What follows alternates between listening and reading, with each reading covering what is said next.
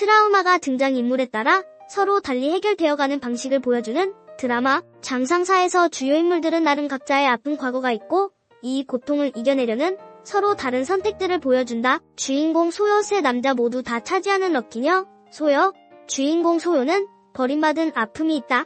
전쟁에서 곧 돌아오겠다는 엄마는 전사해버리고 자신의 아버지가 호령왕이라고 여겼지만 적신의 딸이라는 소문에 또다시 절망한다.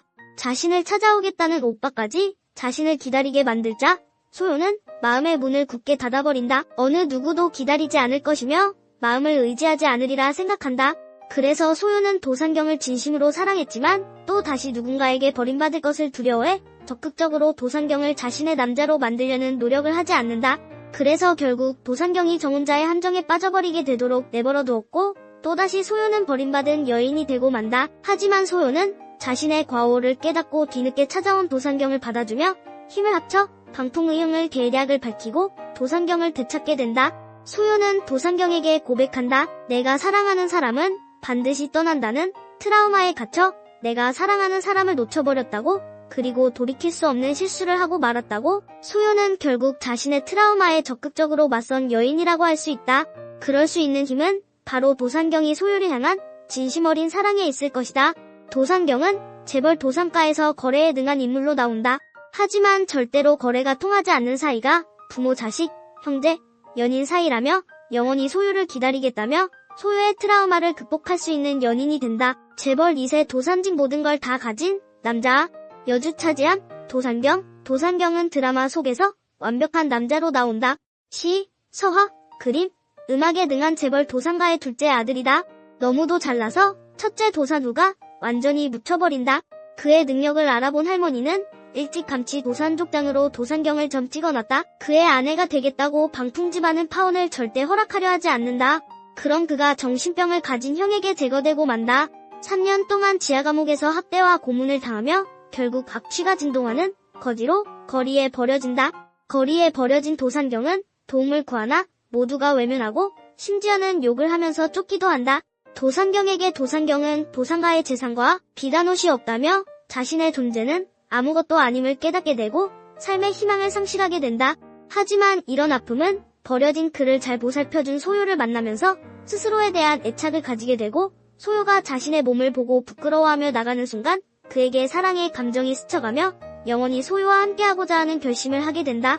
도산우를 향한 복수, 도산가의 재산, 이 모든 것에 대한 미련과 욕망, 보다 자신을 있는 그대로 아껴준 소요에 대한 사랑으로 도산경은 스스로의 트라우마를 치유해 나간다. 주인공 소요의 사촌 오빠 너무 든든한 오빠. 드라마 내내 눈빛으로 연기함 사랑하지만 고백 못하는 그냥 오빠로 끝남. 창현이 가진 트라우마는 자신이 그렇게 애원했지만 결국 자신이 보는 앞에서 자진하고만 어머니에 대한 원망이다. 하지만 그는 상실의 아픔을 옆에 유일하게 남은 누이인 소요를 보호하려는 노력으로 승화했다. 소요와 자신을 보호하고 잘 살아가기 위해서는 왕위가 필연적으로 필요했고 드라마는 그가 왕위에 앉기까지 우여곡절을 다루고 있다. 그는 그렇게 트라우마를 극복하지만 누이가 여인으로 보이기 시작했고 그런 누이를 가지지 못한 고뇌와 아쉬움으로 남게 된다. 하지만 창현은 역시 창현이었다. 소요의 연인인 도산경을 인정하고 소요의 결혼식 전 고백하지만 왕으로서의 의무와 너를 선택해야 한다면 너를 선택할 수 없다고. 그렇게 창현은 영원히 멋진 오빠로 남게 된다. 거친 남자 상류 희생하면서 소요에게 잘해주지만 자랑하지 않음. 상류, 엄마가 누구인지도 모르고 아래서 태어나 고생만 하면서 살아온 상류에게 홍강 장군은 아버지나 다름없었다. 그래서 상류는 홍강 장군에 대한 충성심으로 보답한다. 요괴이면서 진영방군에 속하라 등 이유가 없었지만 홍강 장군을 위해서 책사의 역할을 맡고 도산경과 거래하여 군량미를 지속적으로 반군에게 제공한다.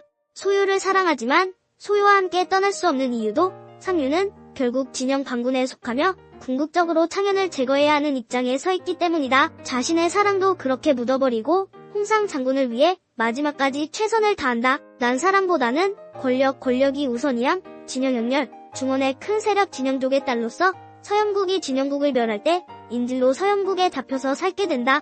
이때 그녀는 절실하게 권력의 힘을 느끼게 되고 목숨이 왔다 갔다 하는 인질 생활이 그녀에게는 아픔으로 남아있다. 창현을 진심으로 사랑하지만 창현이 어려울 땐 창현 옆에 서기보다는 권력이 기운 그의 곁에 남기를 거부한다.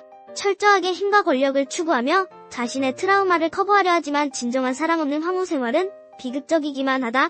소유를 아끼는 창현에게 절망감을 느끼고 소유를 제거하려 하지만 결국 들키게 되고 오빠인 풍록이 그녀의 과오를 덮기 위해 목숨을 바치게 된다. 그녀의 트라우마가 진정한 행복이 무엇인지를 찾지 못하게 하고 결국 그녀 손에는 권력만 있고 사랑과 행복은 그녀 곁을 떠나도록 했다.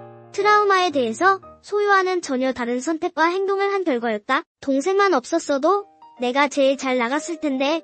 도산우는 도산가의 첫째 아들이다. 하지만 서자로 태어나 존재감이 적고 동생만 좋아하는 계모 밑에서 정신적 학대를 받으며 자란다. 처음 400년간은 동생인 도산경에게 잘하고 형으로서의 모범을 다하지만 결국 엄마에게 인정받지 못해 괴로워하고 모든 원망과 아픔의 원인을 동생인 도사경에게 돌린다. 트라우마를 이기지 못한 도산우는 처음에는 도산경을 지하감옥에 가두고 고문한다. 그러나 도산경의 여자는 모두 한 번씩 다 건들고 심지어는 방풍의 영을 임신시켜 자신의 아들을 도산경의 아들로 위장하여 살아가게 만든다. 이 모든 것을 너그러운 도산경은 형을 용서하지만 도산우는 자신의 트라우마를 극복하지 못하고 결국 도산경을 위험에 빠뜨리려다 방풍우영의 화살에 맞고 죽고 만다. 이젠 다시 생리별하지 말자. 이 드라마를 통해서 우리는 트라우마가 우리 삶을 옥죄게 하지만 한편으로는 이를 극복하는 과정을 통해서 인간은 트라우마가 전혀 없는 삶보다 트라우마를 통한 삶에 대한 깊은 성찰과 깨달음을 가지게 된다. 또 한 가지 트라우마는 타인과의 사랑과 공감을 통해 치료가 일어나야지 트라우마의 정면으로 맞서고 복수와 같은 방식이 되어서는 안 된다는 점을 분명히 하고 있다. 예컨대 도산경이 형인 도산우를 제거할 힘을 충분히 가지고 있었지만 그렇게 하지 않았다. 형을 제거한다고 해서 자신의 아픔이 사라지는 것이 아님을 잘 알고 있었기 때문이다. 자신의 아픔은 소유와의 사랑을 통해서 치유됨을 누구보다 잘 이해하고 있기 때문에 도산경은 도산우를 끝까지 형으로 보호하려 노력했다. 창현 또한 가지지 못한 소유를 억지로 가지기 위해 도산경을 제거하고 소유에게 사랑을 바랬다면 오빠로서의 정 또한 버려졌을 것이며 비극적인 최후를 맞았을 것이다.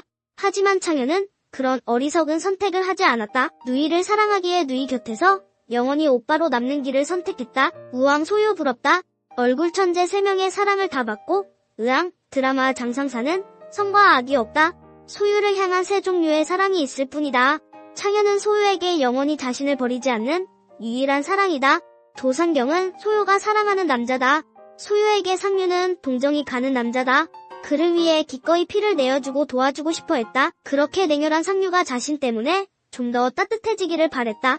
이 3가지 사랑이 이 드라마의 주제다. 그렇다. 사랑은 사랑하는 사람에 따라 다른 모습을 띠기 마련이다. 자신이 원하는 사랑을 하는 것은 바로 자신이 원하는 삶을 사는 것이다. 권력을 사랑한다면 진영형렬처럼 권력을 구하는 삶을 살 것이며 소유처럼 영원히 자신을 버리지 않는 사랑을 바란다면 그런 사랑을 찾을 것이다. 상류는 소유를 사랑하지만 진영반군에 대한 사랑이 더 우선이었고 그렇게 그는 최후를 맞이했다. 그렇다면 여러분은 어떤 사랑을 하시겠나요? 장상사 꼭 보세요. 리뷰를 마칩니다.